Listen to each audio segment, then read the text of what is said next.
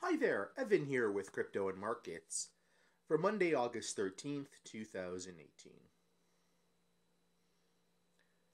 I've been seeing this myself lately. In fact, you as well have been reaching out to me on Twitter on this, at Crypto Markets too, talking about the price cuts that have been happening lately in Toronto and Vancouver house listings. I've been listing this myself. The point of this video is going to be I'm going to do a quick rundown of what I see in the markets and give my 2 cents as to what's really going on here. First, there is the element baby boomers are starting to retire, so they are selling their homes at close to peak valuations and moving into the place they ultimately want to retire. In Toronto, it's cottage country, Muskoka up there, as an example. In fact, someone sent me something from Globe and Mail. They put this out a few days ago, talking about how cottage country prices are up 20% year over year. Now again, in a declining market, do I recommend buying an asset that's up 20% year over year? No, but again, to each their own. At least you're doing the smart thing, selling high, buying a lower priced asset, and putting that money away towards your retirement. So on that point, I think the boomers that are doing this are actually being pretty smart here. Now, as far as those pricing goes, in Vancouver, if the recent detached sales are any indication, we're already back to 2015 pricing. Toronto, in general, around the same thing. Although in York Region, York Region at this point, we're basically down to 2014 pricing. But peel it back. You include property taxes, you include interest on your mortgage, you include land transfer tax, you include real estate fees, etc. In Vancouver and Toronto, if you've bought a house in 2014 and afterwards, you're losing money right now. York Region, pretty much 2013 onwards, you're basically losing money.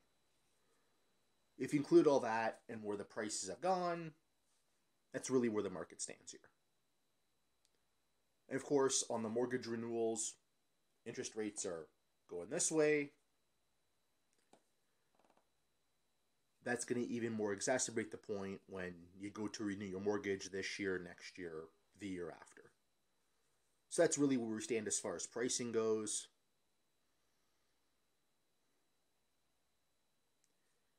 Now let's look at the jobs market here. Yeah, I know my last couple of videos I've done where I've talked about part-time going up, full-time going down.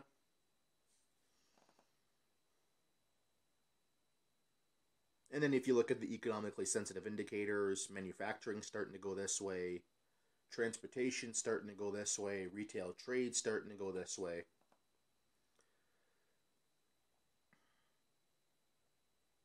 So again, full-time jobs that are the ones needed to support buying real estate in this country. Those jobs are starting to go this way, and it's starting to reflect now as the sellers see less and less buyers have to bring the prices down.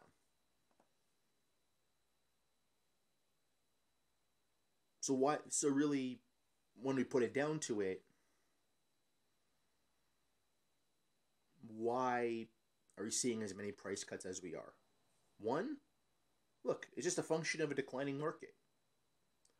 The market price has gone further this way, so sellers, the ones that are selling, have to go ahead and adjust.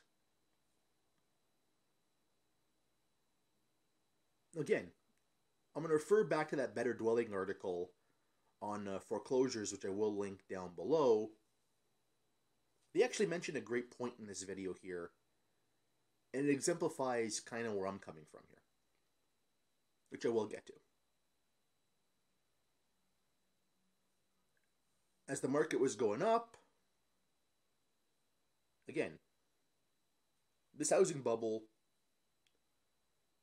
has really been overly brewing since the last recession in 2008 when the Canadian government gave the bailout to the banks, encouraged them to keep lending when we could have gone ahead and deleveraged then at the same time as the US, which then blew the bubble even bigger the last 10 years.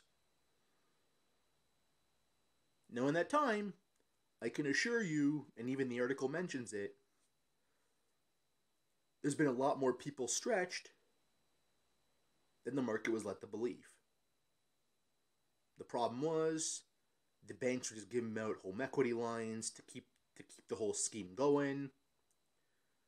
Any people that had to sell could sell at a big profit because the market was going up, and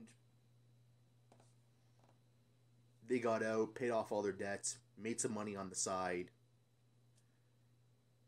and no one even thought anything else of it. They just thought, bull market. But the first point I will mention here, I'll talk about the HELOCs for a second, home equity lines of credit. Now that the word has gotten out there, now that the assessed value of all these properties has come down, this will happen here within the next 6 months, I can assure you. Banks are going to start pulling back on this. Why? Once they reassess the value of all these properties, again, when you give it a home equity line of credit, this is the first thing they base it off of, right? You have to have equity in the home, excess equity in the home, for them to go ahead and give out that home equity line. So when you go to apply for it, if you already leave it to the tills and the markets come down, they're going to start declining.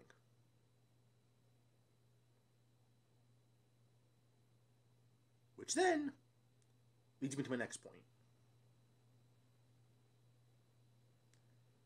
Of course, as we see all these price cuts, we keep hearing the term motivated seller. What's really behind that? Remember, I made a prediction a few times on this channel. I'm sticking to it. In fact, it's looking more right by the day. Q4 2018, which is just coming up. I think, in fact, we're halfway through Q3 right now, putting it in context, and it's already picked up. Foreclosures, powers of sale will start accelerating in Toronto. Vancouver, I haven't talked about you much lately. I don't think you guys are too far behind. I think on the detached side, Q1 2019, as all the foreclosure data, you guys have been a couple of months actually behind Toronto, so I'll give you guys an extra quarter. But as far as price declines go, put the two detached markets together. Tongue twister, sorry. Y'all there really aren't too far behind now. Of course, the BC government, the new NDP government, has put in an additional foreign buyers tax, speculation tax, and a couple other measures which has played into it as well. But all things being considered, just look at price. The market is where it is right now.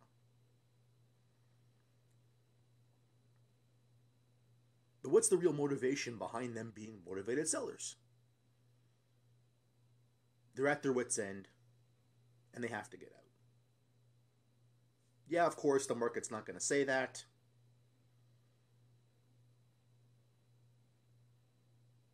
But when we're seeing that many price cuts, there's clearly something deeper going on.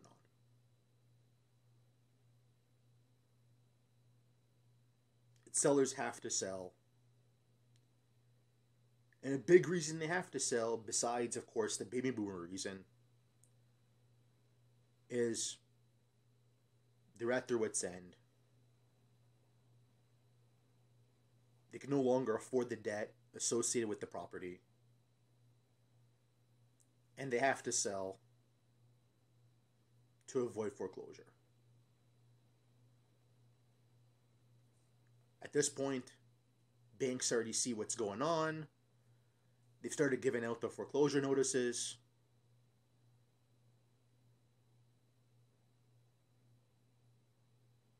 And everything I've mentioned here, especially in the last 3 or 4 months, looks like it's starting to come true.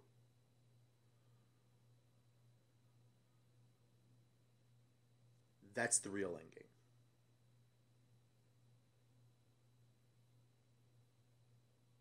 Think about it, guys. The end of the road, everything I've pretty much mentioned since I really started this channel, to be honest, has culminated to this point. Debt levels are way up here. Home values are way down here. And the economy is in the vast deceleration phase now. Oh yeah, you can tell me all these GDP numbers, they look good, they look good. Look at the last GDP report that came out of Canada. Oil and gas, plus 2.5%. And that was the only thing that's really growing. The rest of the economy, don't listen to me, just go ahead and look it up for yourself.